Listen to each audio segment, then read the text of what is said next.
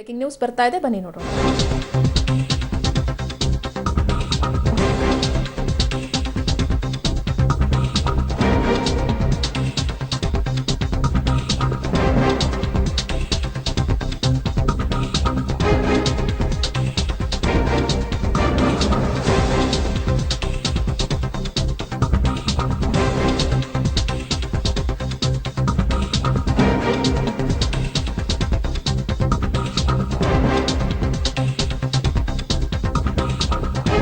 ಸಚಿವ ಜಿಟಿ ದೇವೇಗೌಡರು ಸೈಲೆಂಟ್ ಆಗ್ಬಿಟ್ಟಿದ್ದಾರೆ. ಕಾಂಗ್ರೆಸ್ಗೆ ಹಂಚಿಕೆಯಾದಂತಹ ಮೈಸೂರು ಕ್ಷೇತ್ರದಲ್ಲಿ ನಿನ್ನೆ ನಾಮಪತ್ರವನ್ನ ವಿಜಯಶಂಕರ್ ಅವರು ಸಲ್ಲಿಕೆ ಮಾಡಿದ್ರು ಕೂಡ ಆ ಸಂದರ್ಭದಲ್ಲಿ ಜಿಟಿ ದೇವೇಗೌಡರು ಕಾಣಿಸ್ಲೇ ಇಲ್ಲ.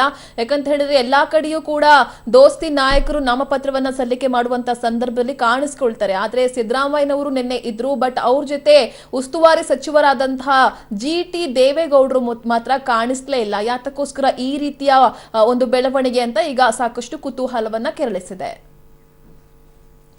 ಈ ಬಗ್ಗೆ ಇನ್ನಷ್ಟು ಮಾಹಿತಿಯನ್ನ ಕೊಡ್ತಾರೆ ನಮ್ಮ ರಿಪೋರ್ಟರ್ ಕೆಪಿ ನಾಗರಾಜ್. ಯಾತಕ್ಕೋಸ್ಕರ ಇಲ್ಲಿ ಸಚಿವ ಜಿಟಿ ದೇವೇಗೌಡರು ಸೈಲೆಂಟ್ ಆಗ್ಬಿಟ್ಟಿದ್ದಾರೆ? ಯಶೋಧ, ಪ್ರಮುಖವಾಗಿ ಮೈಸೂರಿನಲ್ಲಿ ಸಮನ್ವಯತೆನೇ ಉಂಟಾಗ್ತಾ ಇಲ್ಲ ಅನ್ನುವಂಥದ್ದು ಮಾತ್ರ ಸ್ಪಷ್ಟವಾಗ್ತಾ ಇದೆ. ಜೆಡಿಎಸ್ ಮತ್ತು ಕಾಂಗ್ರೆಸ್ ನಡುವೆ ಪ್ರಮುಖವಾಗಿ ಚಾಮುಂಡೇಶ್ವರಿಯ ಚುನಾವಣೆಯಲ್ಲಿ ಜಿದ್ಯಾ ಚುನಾವಣೆಯಲ್ಲಿ ಜಿಟಿ ದೇವೇಗೌಡರು ಸಿದ್ದರಾಮಯ್ಯನವರ ವಿರುದ್ಧ ದೊಡ್ಡ ಮಟ್ಟದ ಅಂತರದಿಂದ ಗೆದ್ದಿದ್ರು. ತದನಂತರದಲ್ಲಿ ಸಿದ್ದರಾಮಯ್ಯನವರು ಮತ್ತು ಜಿಟಿ ದೇವೇಗೌಡರು ಪರಸ್ಪರ ಮುಖವನ್ನು ಕೂಡ ನೋಡದ ಪರಿಸ್ಥಿತಿಯಲ್ಲಿದ್ರು. ಆ ಅಂಶ ಈಗಲೂ ಕೂಡ ಕಂಟಿನ್ಯೂ ಆಗ್ತಾ ಇದೆ. ಯಾವ ಸಂದರ್ಭದಲ್ಲೂ ಕೂಡ ಜಿಟಿ ದೇವೇಗೌಡರು ಲೋಕಸಭಾ ಚುನಾವಣೆ ವಿಚಾರದಲ್ಲಿ ಭಾಗವಹಿಸ್ತಾ ಇಲ್ಲ ಮತ್ತು ಮೈತ್ರಿ ಅಭ್ಯರ್ಥಿಯಾಗಿರುವಂತಹ CH ವಿಜಯಶಂಕರ್ ಅವರ ಭೇಟಿಗೂ ಕೂಡ ಅವರು ಮುಂದಾಗ್ತಾ ಇಲ್ಲ.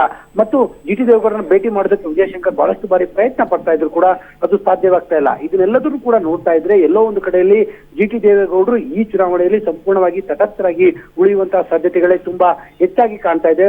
ಒಂದು ವೇಳೆ ಅವರು ತಟಸ್ಥವಾಗಿ ಉಳಿಯುವುದರಿಂದ ಆಗುವಂತಹ ನಷ್ಟ ಏನು, ಆಗುವಂತಹ ಲಾಭ ಏನು ಅನ್ನುವಂಥದ್ದು ಈಗ ರಾಜಕೀಯದಲ್ಲಿ ಚರ್ಚೆ ಆಗ್ತಾ ಇದೆ. ಯಶೋಧ, ಮೈತ್ರಿ ಧರ್ಮ ಪಾಲನೆ ಆಗ್ತಾ ಇಲ್ಲ. ಒಂದ್ ಕಡೆ ಮಂಡ್ಯದಲ್ಲಿ ಕಾಂಗ್ರೆಸ್ನ ನಾಯಕರು ಕಾಣಿಸ್ಕೊಂಡಿದ್ದಾರೆ, ಜೊತೆಗೆ ತುಮಕೂರಿನಲ್ಲೂ ಕಾಣಿಸ್ಕೊಂಡಿದ್ದಾರೆ. ಇದೀಗ ಮೈಸೂರಿನಲ್ಲಿ ಯಾತಕ್ಕೋಸ್ಕರ ಜೆಡಿಎಸ್ ನಾಯಕರು ಈ ರೀತಿ ವರ್ತನೆ ಮಾಡ್ತಾ ಇದ್ದಾರೆ ಅನ್ನೋದೇ ಬಹುದೊಡ್ಡ ಪ್ರಶ್ನೆ. ಹಾಗಾದ್ರೆ ಖಂಡಿತವಾಗ್ಲೂ ಕೂಡ. ಆದ್ರೆ ಈಗ ಇದು ಕೇವಲ ಈ ಮೈತ್ರಿ ವಿಚಾರಕ್ಕೆ ಮಾತ್ರ ಅಲ್ಲ, ಇದರಲ್ಲೂ ಕೂಡ ಪ್ರಮುಖವಾಗಿ ಸಿದ್ದರಾಮಯ್ಯವರು ಮತ್ತು ಜಿಟಿ ದೇವೇಗೌಡರು ಕಳೆದ 15 ವರ್ಷಗಳಿಂದ ಕೂಡ ಪರಸ್ಪರ ನೇರವಾದಂತಹ ಎದುರಾಳಿಗಳಾಗಿದ್ದಂಥವ್ರು. ಇಂತಹ ಸಂದರ್ಭದಲ್ಲಿ ಅವರು ನೇರವಾಗಿ ಸಿದ್ದರಾಮಯ್ಯನವರ ಜೊತೆಗೂಡಿ ವೇದಿಕೆ ಹಂಚಿಕೊಳ್ಳೋದಕ್ಕೆ ಅವ್ರಿಗೂ ಕಷ್ಟ ಆಗ್ತಾ ಇದೆ, ಸಿದ್ದರಾಮಯ್ಯನವ್ರಿಗೂ ಕೂಡ ಅವರ ಜೊತೆ ವೇದಿಕೆ ಹಂಚಿಕೊಳ್ಳೋದಕ್ಕೂ ಕೂಡ ಕಷ್ಟವಾಗ್ತಾ ಇದೆ. ಈ ರೀತಿಯಾಗಿ ಮುಖಾಮುಖವನ್ನು ನೋಡೋದಕ್ಕಾಗದೇ ಇರುವಂತಹ ಪರಿಸ್ಥಿತಿಯಲ್ಲಿ ಇವರ ಹೊಂದಾಣಿಕೆ ಬಹುತೇಕ ಈ ಮೈಸೂರಿನ ಮಟ್ಟಕ್ಕೆ ತುಂಬಾ ಕ್ಲಿಷ್ಟಕರ. ಅದು ಎಂತವರಿಂದಲೇ ಆದೇಶಗಳು ಬಂದರೂ ಕೂಡ ಇವರು ಪರಸ್ಪರ ಹೊಂದಾಣಿಕೆಯಿಂದ ಈ ಬಾರಿ ಪ್ರಚಾರ ಮಾಡ್ತಾರೆ ಅನ್ನುವಂಥದ್ದು ಬಹುತೇಕ ಅನುಮಾನದಲ್ಲೇ ಉಳಿತಾ ಇದೆ. Yashoda, okay, thank you KP.